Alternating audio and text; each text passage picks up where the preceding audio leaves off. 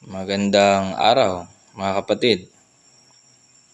Someone mentioned me and sent a video concerning a preacher na nagtuturo na ang baptism ay necessary for salvation at ang kanyang ginamit ay ang John chapter 3 verse number 5.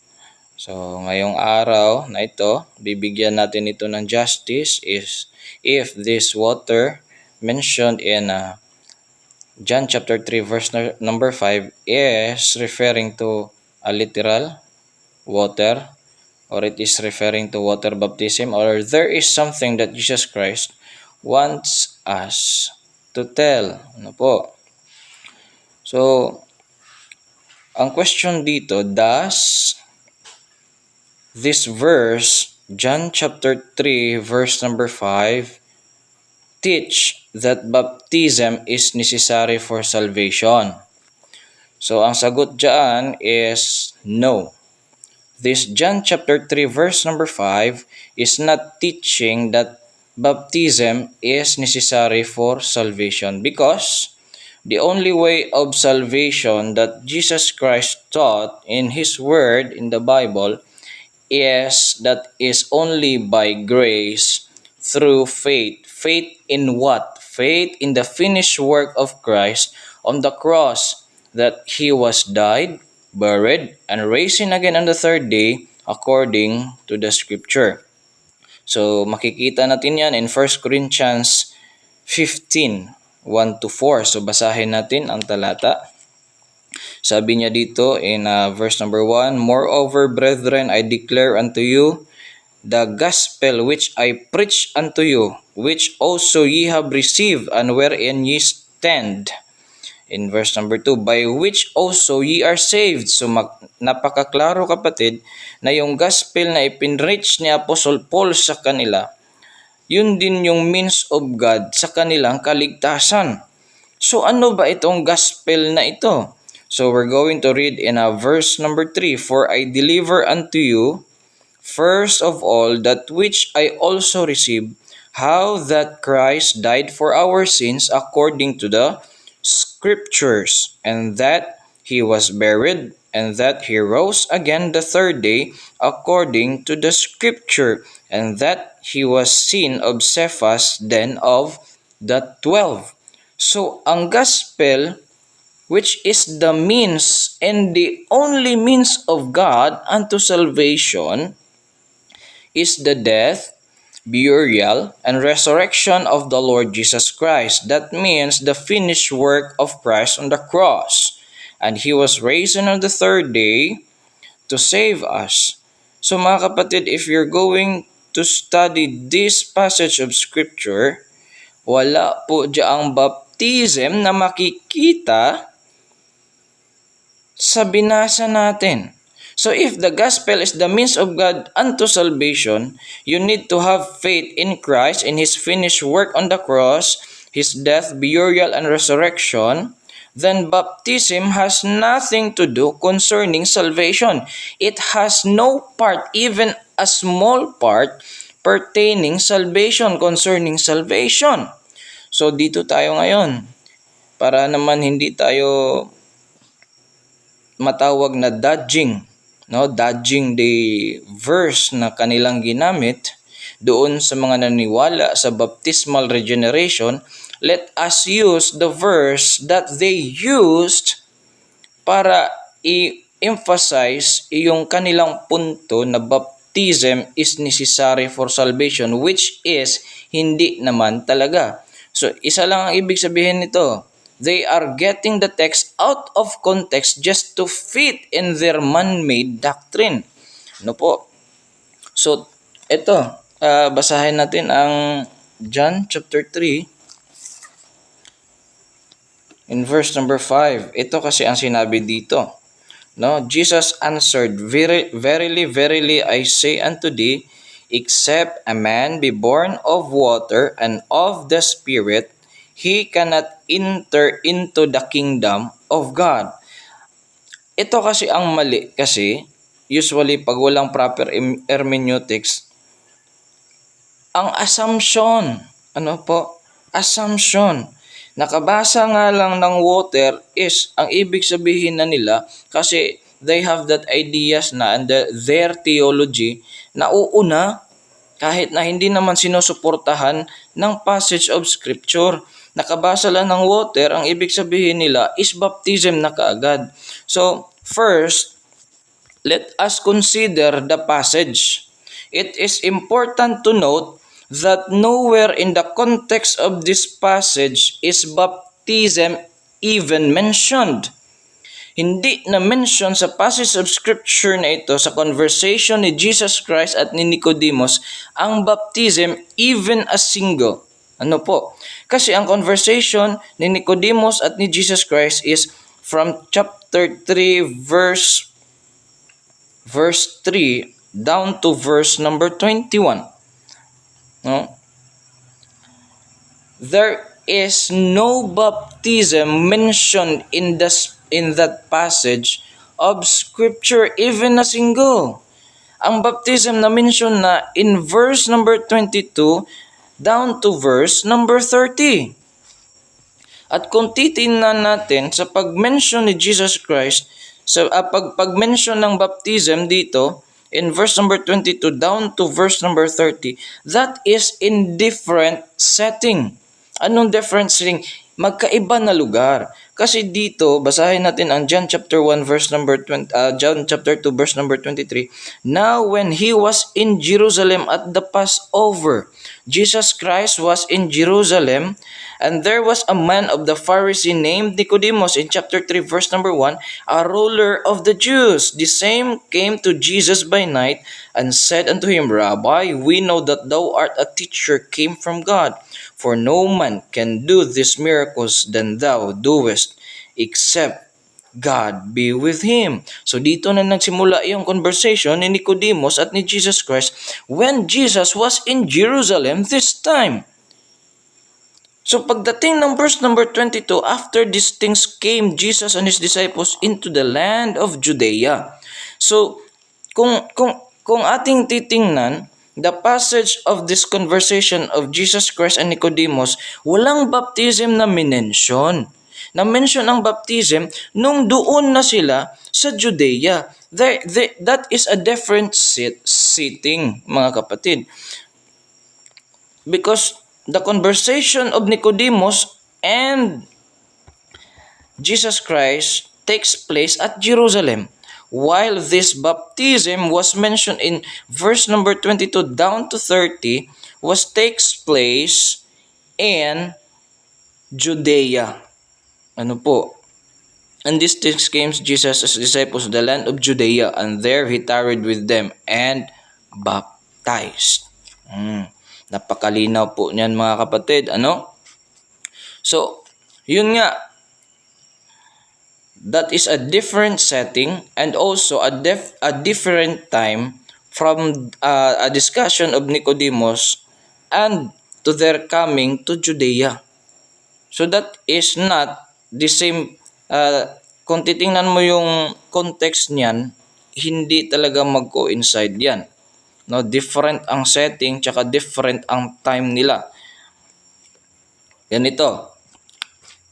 When Jesus was talking to Nicodemus, no, nung si Jesus ay nakikipag-usap kay Nicodemus concerning this being born again, born of water and spirit,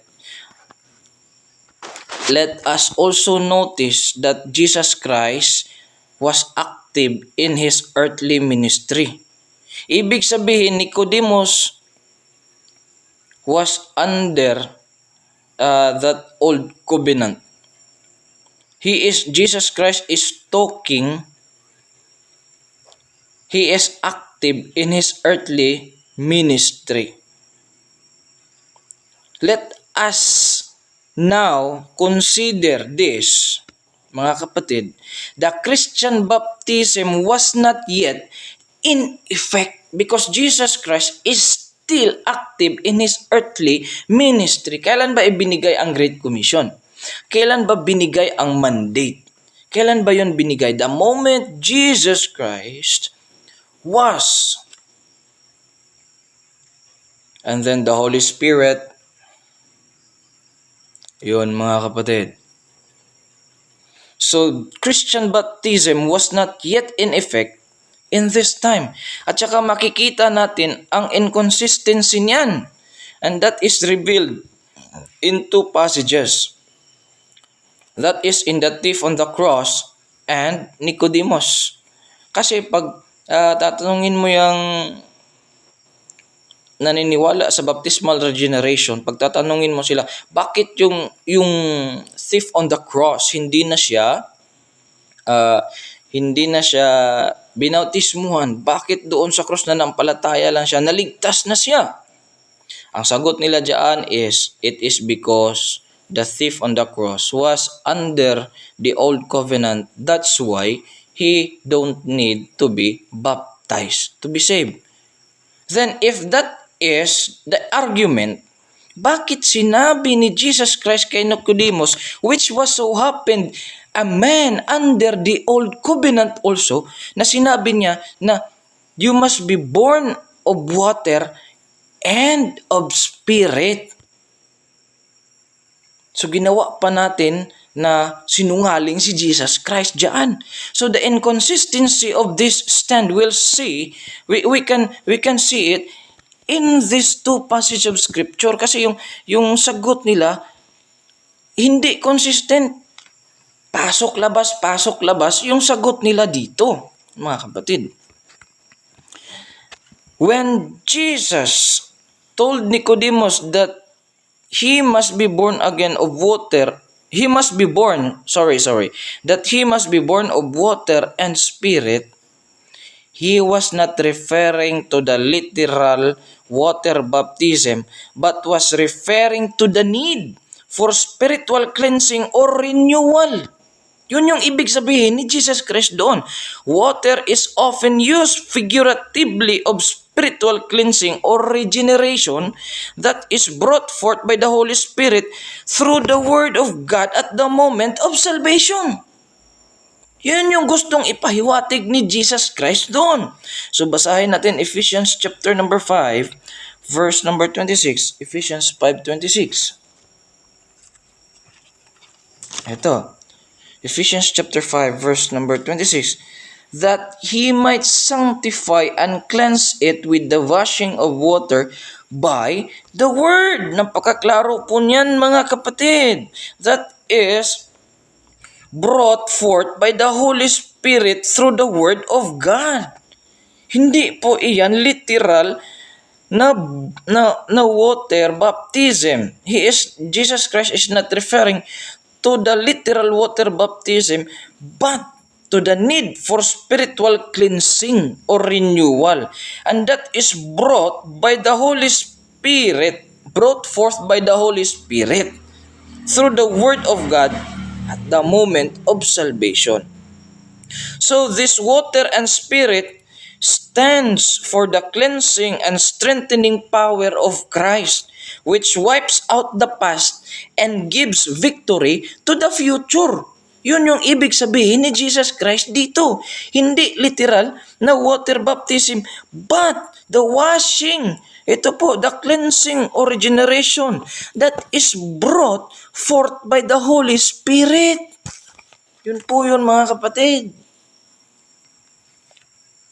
Therefore, the water mentioned in this verse is not literal or physical water, but rather, itong sinabi ni Jesus Christ or yung promise ni Jesus Christ doon sa woman at the well, the living water. Basahin natin John chapter number 4, verse number 10. Simula tayo sa verse number 9. Then saith the woman of the Samaria unto him, How is it that thou being a Jew askest drink of me, which am a woman of Samaria? For the Jews have no dealings with the Samaritans. Jesus answered and said unto her, If thou knewest the gift of God, and who it is that saith to thee, Give me to drink, that wouldest have asked of him, and he would have given thee living water. Napakaklaro na sabi ni Jesus Christ. Let us jump into verse 13 and 14. Jesus answered and said unto her, Whosoever drinketh of this water shall thirst again. But whosoever drinketh of the water that I shall give him shall never thirst, but the water that I shall give him shall be in him a well of water springing up into everlasting life. Napakaklaro niyan mga kapatid. It is only, that is the promise of Jesus Christ doon sa Samaritan woman, and only Jesus Christ. Walang iba dyan. That is Jesus Christ Himself who promised the Samaritan woman the living water. Yan po ang ibig sabihin niya. Hindi po physical, hindi po literal na water. That is pertaining, na sabi niya, that is assumpted by, inasumpt naman ng mga naniniwala sa baptismal regeneration na water baptism kuno. Napakaklaro nito. Importante masyado ang hermeneutics at ang context. No? Importante masyado yan. No? Anong ibig sabihin nun? It is the inward purification and renewal produced by the Holy Spirit that brings forth spiritual life to a dead spiritually sinner. Napakaklaro niyan. No? It is the inward purification and renewal produced by the Holy Spirit. For what? No? For what? That is to bring forth spiritual life to a dead spiritually sinner. If you notice, mga kapatid, water is often used symbolically in the Bible to refer to the work of the Holy Spirit in sanctifying the believers. No, yun. It is symbolically in the Bible referred to the work of the Holy Spirit, whereby God cleanses and purifies the believer's heart and soul. Yan na mga yan, you can see that in the Old Testament and the New Testament, the work of the Holy Spirit is compared to water. Basahin natin John chapter 7. John chapter 7 verses 38 to 39. 7:38 to 39. Anong sabi ng Bible dito? He that believeth on me, as the scripture hath said, out of his belly shall flow rivers of living water. In 39, eto, kinlaro mismo dito. But this spake he of the Spirit. May dumaan na motor, hindi na klaro. Ulitin ko. But this spake he of the Spirit, which they that believe on him should receive. For the Holy Ghost was not given yet, because that Jesus was not yet glorified. Napakaklaro sabi dito. But this spake he of the Spirit. Jesus Christ is talking about the Spirit, the Holy Spirit, the capital S, that is referring to the Holy Spirit. No? He that believeth on me, as the scripture hath said, out of his belly shall flow rivers of living water. But this spake he of the Spirit. Napakaklaro na sabi ni Jesus Christ diyan, mga kapatid. No? When Jesus Christ rebuked Nicodemus by asking, ano yung inask ni Jesus Christ kay Nicodemus? Are you the teacher of Israel and do not understand these things? Sabi niya na, teacher ka ng, guro ka ng Israel, tapos hindi mo alam yung mga bagay na ito. This implies that Jesus had just told him was something Nicodemus should have known and understood. Bakit? From the Old Testament, it is that God had promised that a time was coming in which He could He could. Kaan natin yan, basahin natin yung Ezekiel 36, no? That he could. Ano ba yung mangyayari, no? Ano ba yung gagawin niya? Ano yung gagawin niya na promise niya doon sa Old Testament na nasusulat sa Ezekiel 36. Ito. Ezekiel 36:25-27. Ano ba yung gagawin niya? No? 36 25-27. Then will I sprinkle clean water upon you, and ye shall be clean. From all your filthiness and from all your idols will I cleanse you. This is speaking. This means of internal cleansing, purifying the believer, no? Will I cleanse you? A new heart also will I give you, and a new spirit will I put within you, and I will take away the stony heart out of your flesh, and I will give you an heart of flesh, and I will put my spirit within you. This is the indwelling of the Holy Spirit that Apostle Paul talks in Ephesians chapter number 1 and number 2. To walk in my statutes, and ye shall keep my judgment and do them. So it is the Holy Spirit who empowers the believers, no, to walk in the statutes of God and shall keep the judgment of God. So ibig sabihin, mga kapatid, it is Jesus, ito sa ano dito ni Jesus Christ, no? Gusto niyang uh, ma-understood ni Nicodemus, no? Gusto niya na ma-recall o ma-remind, because Nicodemus already know what is written in this Ezekiel 36:25-27, because he is a teacher. No, he is a teacher. Guro siya sa Israel. Alam niya na to. Pero nung tinanong siya ni Jesus Christ, nung nirebuke siya ni Jesus Christ, no, this just implies that Jesus had just told him was something Nicodemus should have known and understand from the Old Testament.